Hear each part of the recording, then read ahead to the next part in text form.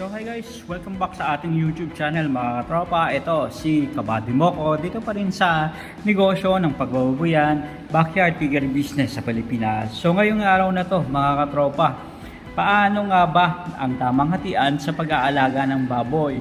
50-50 ba o 60-40? Lugi o kita ang katotohanan sa paiwi system ng baboy ngayong 2026. So, diskarte sa pagbababoyan, hatian ng investor at tagapag-alaga.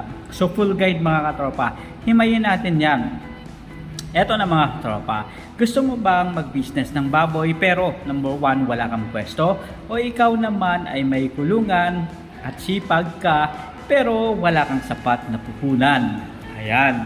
So, maraming nagtatanong sa akin, Kabady, paano ba ang tamang hatian sa paiwi system o pag-aalaga ng baboy para walang lamangan at syempre walang away sa bandang huli?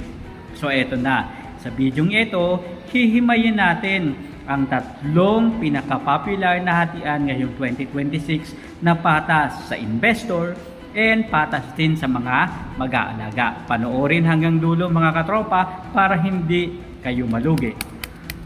Eto na. Bago tayo magsimula sa computation, bakit nga ba itong paiwi system ay patok na business model sa negosyo ng babuyan? Ito na mga katropa, sa mahal ng feeds ngayon at banta ng ASF, mahirap sumugal ng mag-isa. Ang paiwi ay isang partnership. Si investor ang taya sa pera, which means biik, feeds at gamot. At si nag-aalaga naman ang taya sa pagod, kuryente, tubig at facilities. Pero tandaan natin mga katropa, malinaw na usapan na sa simula para maiwasan ang gulo pagbenta ng ating mga alagang baboy. So eto na mga katropa. Ang pinaka-common kasi na hatian ay yung tinatawag na 50-50 sa net profit. So paano ba ito? Una, ibabawas muna lahat ng ginastos ni investor. So, ibig sabihin, bawas yung presyo ng biik, feeds at gamot. Ang natitirang clean profit o net income ay paghahatian nyo ng kalahati. So, 50-50 kayo. Example mga katropa, nakabenta kayo ng 15,000 sa isang baboy. Ang puhunan nyo ay 10,000. May sobra na 5,000. So, ibig sabihin yun, tig to 2,500 pesos ang bawat isa sa inyo. Kay investor at kay nag-aalaga. So, pabor ito sa investor. Ibig sabihin mga katropa, kung mataas ang risk, pero dapat sagot ng nag-aalaga ang tubig at kuryente nito. Ngayon, puntahan naman natin yung tinatawag na 60-40 na hatian at ang per kilo system. Paano yun Kabady? Ito na mga katropa. Merong tinatawag na 60-40. Madalas ito kung ang nag-aalaga ang sumasagot din sa number 1, maintenance ng kulungan at kung sakali na mas malaki ang pagod sa pagkuha ng halimbawa yung mga alternative na pagkain tulad ng kangkong o kung ano man. So maaari na 60-40 sa nag-aalaga. Ibig sabihin, mas mataas yung porsyento na makukuha ng nag-aalaga, which is 60%, and yung investor naman, mga katropa, is 40%. So, pabor ba kayo doon, mga katropa? And meron din naman yung tinatawag na per kilo system. Paano yun? Dito binabayaran ng investor ang nag-aalaga ng fixed amount, mga katropa. Halimbawa nito, 15 pesos hanggang 20 pesos kada kilong bibigatin ng baboy sa loob ng 4 na buwan.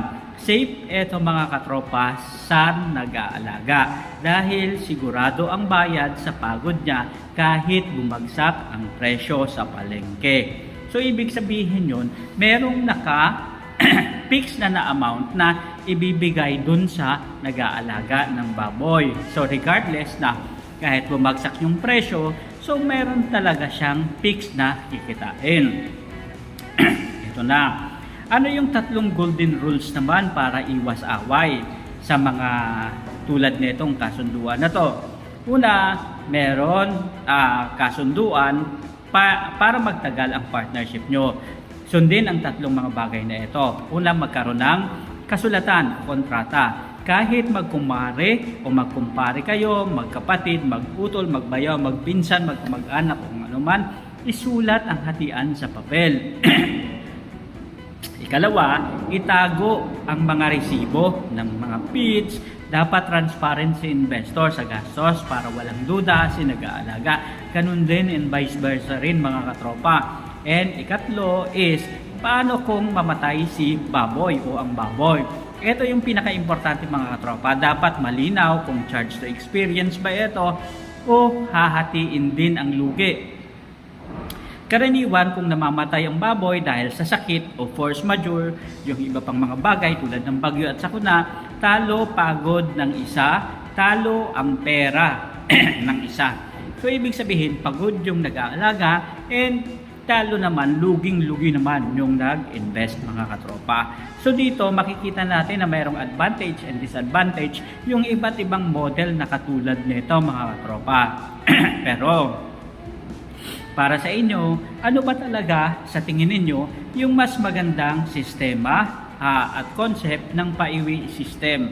Payag ba kayo na 50-50 o 60-40 o iba pang sistema mga katropa o yung tinatawag na per kilo system? Sa ganito kasing sistema, maraming mga bagay at iba't iba yung sistema. Depende mga katropa yan sa mapagkakasunduan ninyo. Kasi sa bandang huli, kayo yung nagkasundo, magkabilang party, nag-aalaga at nagpapaalaga. And make sure na mayroon kayong kasulatan and nag-agree kayo sa isa't isa. Kasi sa bandang huli, kayong dalawa rin ang mag-uusap, magsusuportahan at maggagawa ng tamang diskarte sa negosyong ito. So mga katropa, kung nagustuhan nyo ang episode natin ngayong araw na to, tungkol dito sa paiwi system, 50-50, 60-40 o per kilo system na yung nag-aalaga ng baboy, sureable na may makukuhang pera.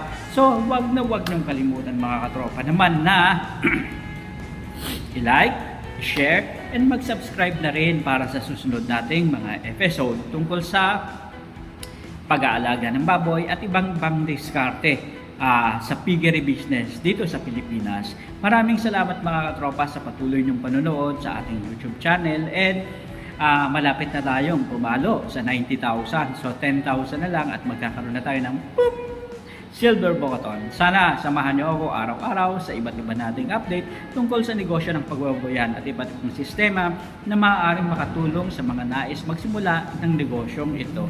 At doon sa lahat-lahat ng mga gusto pang pumasok, so mag-subscribe na kayo para lagi kayong updated sa iba't ibang discard tips sa negosyo ng baboyan. Hanggang sa muli, maraming salamat, paalam.